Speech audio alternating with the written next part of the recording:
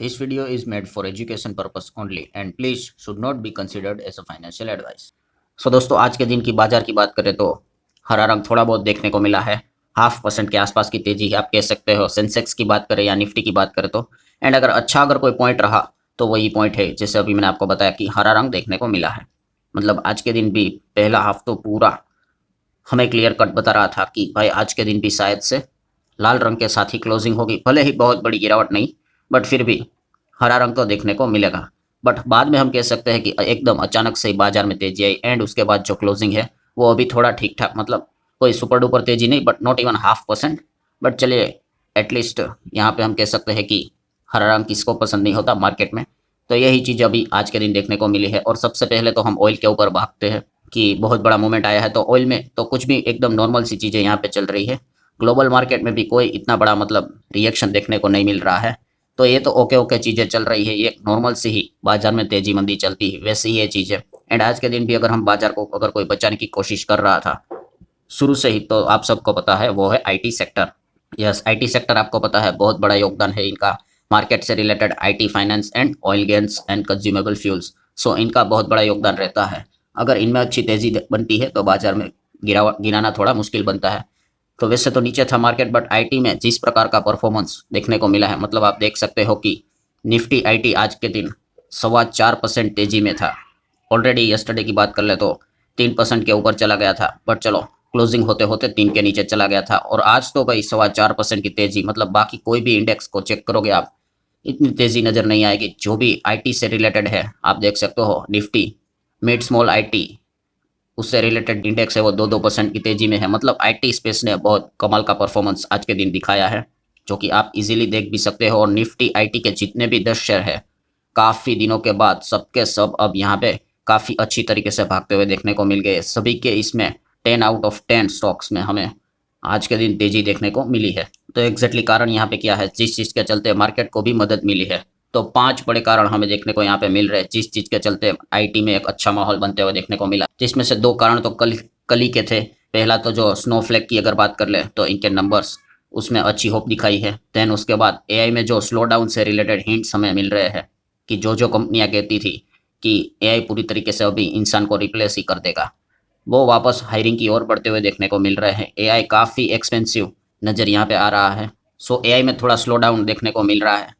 Then अगर बात कर ले जो टीसीएस के सीईओ जो है बात कहते थे कि ओवरऑल हम कह सकते हैं कि आईटी सॉफ्टवेयर वाली कंपनियां भी अच्छा परफॉर्मेंस देगी।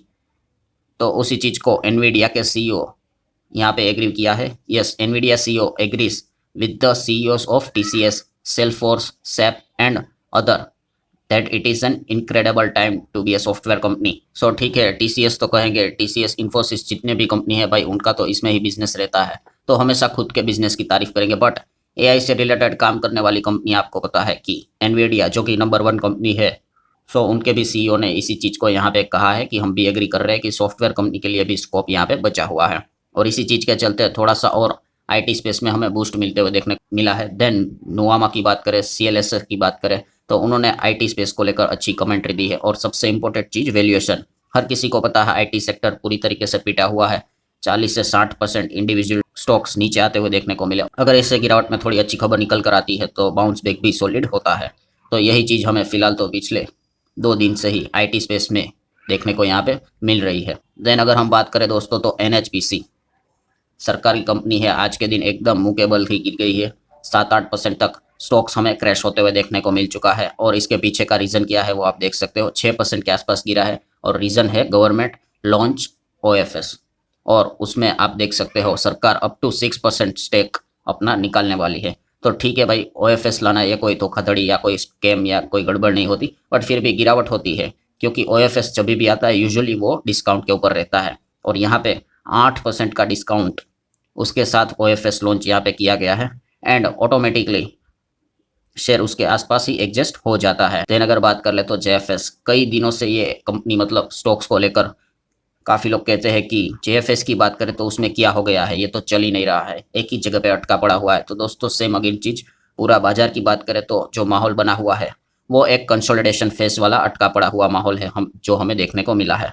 सो बहुत सारे कंपनीज आपको इसी प्रकार से वर्क करते हुए देखने को मिलेगी। अगर कंपनी जाके कोई एक्सेप्शनली काम करेंगी तो जाके वो अलग से हमें नज़र आ जाती है। एंड जेएफएस की भी अगर अल्टीमेटली बात करें तो ये भी एक लार्ज कैप टाइप की कंपनी है, रिलायंस से मतलब डीमर्ज हुई हो, बट अगर आप इसका मार्केट कैप चेक करोगे तो काफ़ी बड़ी है। और कंपनी जब काफ़ी बड़ी होती है तो आपको पता है कि उसका जो भागना है वो कंपेरेटिवली काफ़ी थोड़ा टफ होता है। अगर आप सुपर एबनॉर्मल ग्रोथ लेके आते हो तो चीज़ें अलग लेवल पे होती है, बट इंडिया में आप सभी ने देखा है इस प्रकार की चीज़ें यूजुअली कम होती है। देन अगर हम बात करेंगे दोस्तों तो ट्रेंट लिमिटेड, टाटा ग्रुप की कंपनी है ट्रेंट, जो आप सबको पता है कि ये तो पहले से ही यहाँ पे काम करती थी, बट ट्रेंड का जो एकदम ही जो ट्रेंड था वो किसने बदल दिया है तो आप सबको पता है कि वो था जूडियो। जूडियो ने ये बदला है, और जूडियो से रिलेटेड मतलब की पर्सन कौन है जिसने ये सारे डिसीजंस यहाँ पे लिए थे मैनेजमेंट लेवल पे, चेयरमैन लेवल पे बात करें तो वो है नोएल टाटा। यस, आज भी नोएल टाटा जी ही ट्रेंड के हेड देखने को मिलते हैं। एंड जिस प्रकार से ट्रेंड यहाँ पे भागा है उसके बाद उनको सवाल यहाँ पे पूछा जाता है नोएल टाटा जी को कि क्या अब आगे भी क्या अच्छा परफॉर्मेंस दे पाएगा, तो उन्होंने बताया है कि after after the Zudio boom trend still has a long runway for growth. मतलब वो अभी भी कह रहे हैं कि ट्रेंड आने वाले समय में और अच्छा यहाँ पे कर सकता है। तो आप देख सकते हो उन्होंने क्या बात बोली है, बहुत ही शॉकिंग है ये, मतलब सरप्राइजिंग वाली बात है कि trend still in early phase of growth. मतलब ये जो ग्रोथ आपको नजर आई है ये कोई बहुत बड़ी ग्रोथ नहीं है, इनफैक्ट अर्ली स्टेज में है ये। और वो कॉन्फिडेंट है कि वो यहाँ से भी मतलब 10x रेवेन्यू माइलस्टोन वो अचीव यहाँ पे कर सकते हैं। सो इतनी बड़ी बात कंपनी के चेयरमैन नोएल टाटा जी ने फिलहाल तो यहाँ पे कही है। तो लेट्स सी इस चीज़ को वो कैसे एग्जीक्यूट करेंगे, क्योंकि अगर आपको बहुत बड़ी ग्रोथ लानी होती है तो आपको नया कुछ तो चीज़ यहाँ पे लॉन्च करना पड़ता है। जैसे कि अभी मैंने आपको बताया कि पहले वेबसाइट था बट वो ठीक ठाक चलता था, फिर जैसे ही ट्रेंड जूडियो लाया, और आप सबको पता है कि जूडियो ही सबसे बड़ा गेम चेंजर साबित हुआ है।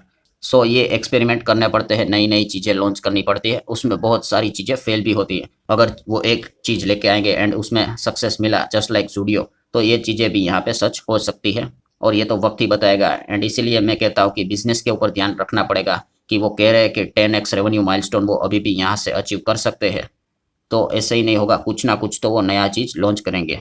देन बात करें दोस्तों तो वेदांता, वेदांता अनिल अग्रवाल जी की कंपनी है जो आज के दिन गिर गई, आप सबको पता है। इसके पीछे का कारण क्या है कि ईडी, यस, ईडी ने इनके जो अलग अलग ऑफिस प्रीमाइसिस रहते हैं, ये मुंबई पे है, दिल्ली पे है, वहाँ पे उन्होंने रेड किया है। अब ईडी किधर भी रेड करेंगे, मतलब इनकम टैक्स डिपार्टमेंट कहीं रेड करेगी तो ये कोई छोटा चीज़ नहीं है। इनकम टैक्स चलो ठीक है, बट ईडी तो अभी भी कभी छोटी चीज़ के लिए नहीं जाता है, बड़ा मैटर होता है तभी वो जाते हैं। और फिलहाल यहाँ पे कंसर्न किया है कि डीमर्ज भी हम लोगों को होते हुए देखने को मिला। एंड फिलहाल रॉयल्टी पेमेंट्स जो उन्होंने अपनी पेरेंट कंपनी को दी है, इस चीज़ को लेकर यहाँ पे चीज़ों की छानबीन यहाँ पे चल रही है। लेट्स सी क्या आउटकम निकल कर आता है। बट जैसे ही खबर आई इसके बाद वेदांता में हम लोगों को अच्छा खासा थोड़ा सा एक डैमेज देखने को मिल चुका था।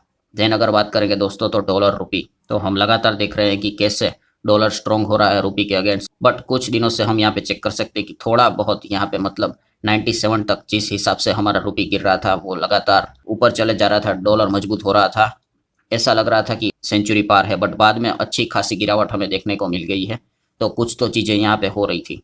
एंड अभी दोस्तों रिपोर्ट के ज़रिए वो खबरें सामने आती हुई देखने को मिल चुकी है कि कोई कंफर्म नहीं है, रिपोर्ट बोला गया है।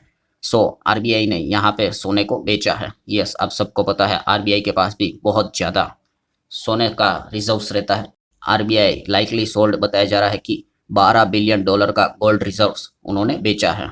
एंड उसी चीज़ की वजह से मार्केट अभी थोड़ा स्टेबल आज के दिन देखने को मिला है।